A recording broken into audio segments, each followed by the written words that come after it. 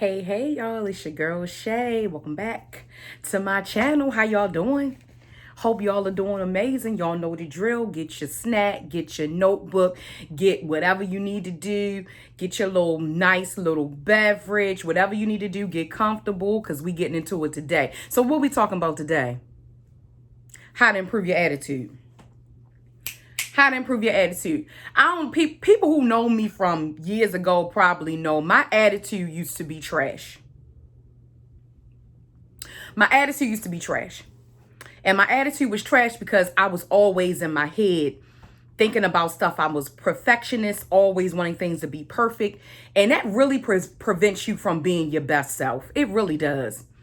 So let's get into some of these things. So I thought about it and I said, let me see, what things that I have done to improve my attitude and how can I share that with y'all? So that's what we're going to do today. We're going to talk a little bit about that. Y'all see me giving y'all 70s vibe, giving you Walona, giving you a little bit of Walona and a little bit of Chip Fields in the elevator on Good Times. Don't play around. If you too young to remember that, please Google that, okay? Because that's epic fashion. Do y'all understand? That is epic. That is like Black excellence, okay? Come on. Penny Mother, when she came back when she was rich, Penny Mother, she was bad. That's all I'm gonna say. She was bad. She was bad. She was bad. All right, y'all. Let's get right into it. How to improve your attitude. Number 1, do more things you love to do. Do more things you love to do. When you're always doing things you don't really feel like doing, or you're doing things out of obligation, it can cause you to be a little stank. Attitude, a little poor. Okay? So do things that you enjoy doing. Now, if you can have this be a 24/7 thing, that would be great. Meaning that you are in a relationship, a healthy relationship with someone that you love and someone that you get along with, you got good vibes with. Then also too, you have a job that you love. Kids not really stressing you out. They're giving you a little bit of stuff because kids will be kids, but overall it's good. Sometimes the job is not where you want it to be. It's not where you need it to be because you're still building. Maybe you switch careers, whatever the case may be. But if you've been in something for a long time, you gotta create a balance. If you've been in a job for a long time, you know that this is where you're going to stay. You're comfortable with that you're staying there, then know that if you did want to do something different, you can. But if you don't, create a life when you get off of work, you're excited about it. So do more things you love to do. This will definitely improve your attitude. Number 2, watch the words you say to yourself and to others. Contrary to what people may think, being a mean girl, being a mean boy, guy, being the meanie, it actually is a reflection of you. And it actually is such poison. Words are so powerful, and they could be used as medicine or they could be used as poison. Words can be used as medicine or they can be used as poison. And when you speak negatively to yourself, you killing your dreams and you killing your thoughts before they even, come to fruition. So nothing good is going to come into it because you're killing it. You're putting poison on yourself, if you can think about it like that. You're putting poison. If you want to grow a beautiful flower, and you have the ground is fertile, the ground is right, you've got the dirt is right, all of that stuff is right, and then instead of you watering it, you're putting poison on it. Think of yourself as a flower. Think of other people as a flower. Some people have a mean spirit and they want to intentionally tear others down. But what they don't realize, you got to watch who you put in your mouth on. Because God says, touch not my anointed, do my prophet no harm. So who you put in your mouth on, you may not even realize that it's going to be returned to sender. So be careful about talking negatively to other people and talking negatively to yourself. All right, number 3.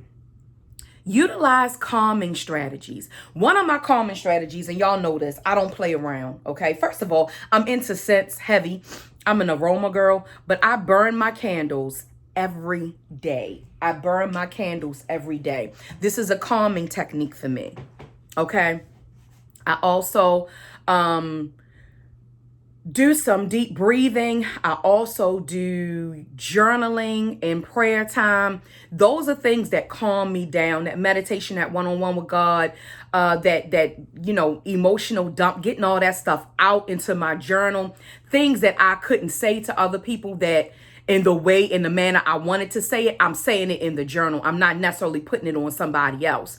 I'm telling God how I feel about things. Because God is a healer, but God can't heal if you're not honest. So if you're not feeling good about yourself or about things or about a person or about a situation, bring it to God, because that way you're not speaking negatively upon that person. You're actually bringing your cares to God. Okay? If that makes sense. So that's a little bit different than number 2, saying negative words, but you can get that negative stuff out in prayer. So those are the common techniques that I use. But come up with those techniques. Try different strategies. Google them. It's so many different things out there. What works for me may not work for you. But what works for you may not work for somebody else. But it's up to you to explore it, and you deserve it to yourself to explore it. Okay. Number 4, develop scripts for confirmation in agitating moments. Let me tell you something. I'm quick off the tongue. That's just a gift that I was born with, real quick. Can come back real fast. Everybody not like that. And as a result of me being like that, the pro to being like that is that I get to say what I feel right then and there, and I'm over it. The con to it is sometimes I can say things that are too harsh, too honest for the moment. Sometimes it can be some things are just left between you, your thoughts, and God. You know what I mean? Everybody don't need to know what you're thinking. So, and then if you are not quick off the tongue, and then you just like stand there frozen, and people are throwing this stuff at you, or things that irritate you or agitate you, and you don't have a comeback, then you're sitting with all of that negative energy, and then it ends up festering in you. Who needs it? And you end up thinking about it and pondering over it longer than you need to. So, for example, you can say, okay. When someone says something that agitates, they say, I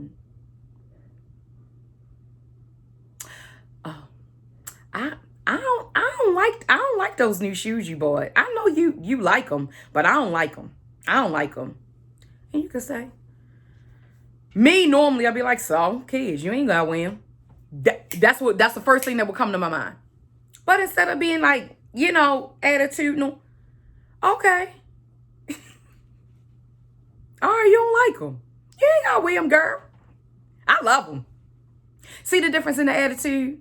It's like, you ain't gotta wear them. And this girl, I love them. You ain't gotta be good. Glad you ain't gotta wear them. Be glad you ain't gotta wear them. That's a difference in the attitude. That's a shift in the attitude. And that's where we need to be. I'm sorry, my eyes watering, y'all. Stay into it. Number 5. Remove and distance yourself from toxic people and negative people. Toxic people and negative people. Are they the same? That just came to my mind. Like, is somebody out there thinking, well, Shay, are they the same? Well, I guess they could be, but then again, maybe not. Okay, so let's think about it. Toxic people could be people who are engaging in doing things that are not in alignment with you, that are not necessarily good, that are breaking the law, that are who are always talking about people, who are always dragging people, who are always talking about people's business. I would say that would be more toxic. More negative would be like a thought process. Like, they may not be the type of person that talks about people or drags people, but they could be like, that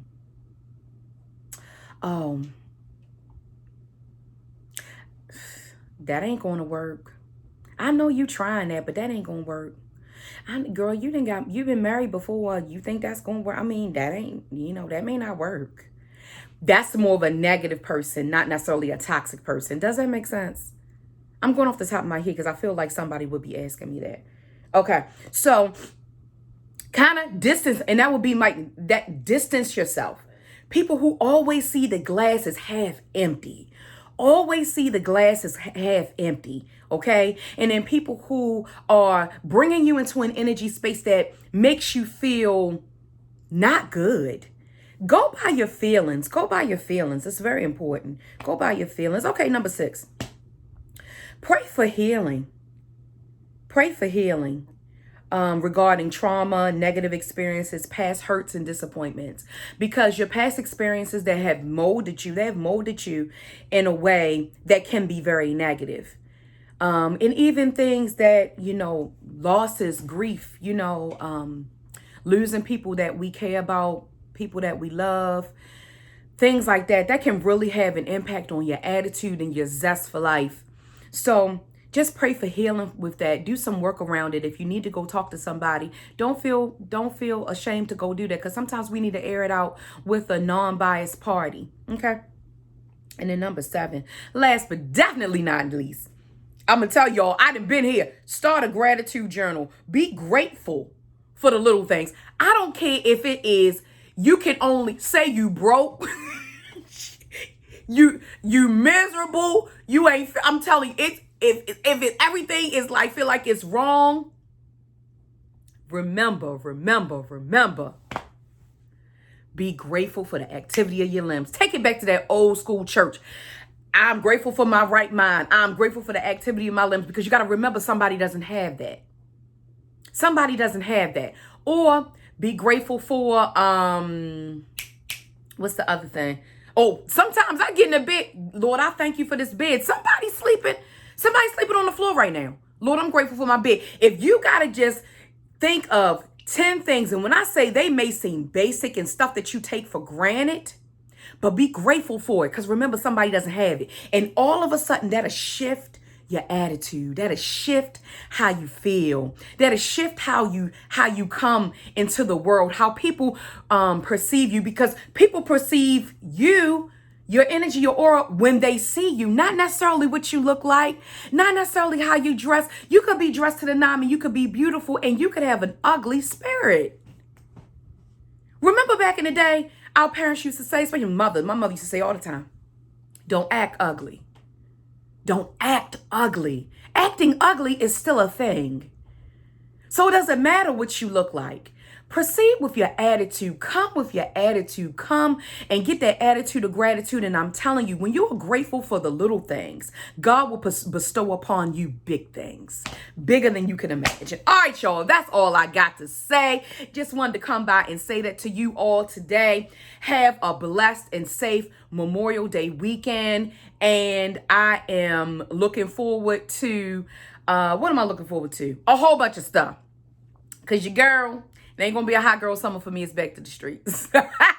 It's back to the streets. I'm excited. I'm excited to get out into interact with people. I was out the other night with experiencing a birthday of a great friend. Met some great people. If you're watching me now, it was a pleasure. Pleasure meeting you. You all had great energy. We had a great time, and it just felt good to be out without a mask on and just kind of a small gathering. So anyway, y'all, enjoy your life. Remember, you deserve the best out of life. All right, y'all. Till next time, y'all know the drill. Follow me on Instagram at VShaelle, where I'll be posting about improving your attitude and things like that all week, along with my mental health tip of the day. Also, May is Mental Health Awareness Month. So the first Monday in May, I have been diving deeper into some common and well-known mental health disorders, and I've been talking about them in depth, so a little bit, so people can understand a little bit more about it. All right, y'all, brings me to my spiel. I hope this message has inspired you. I hope this message finds you blessed. Like, comment, share, and subscribe, and I'll see you all in my next video.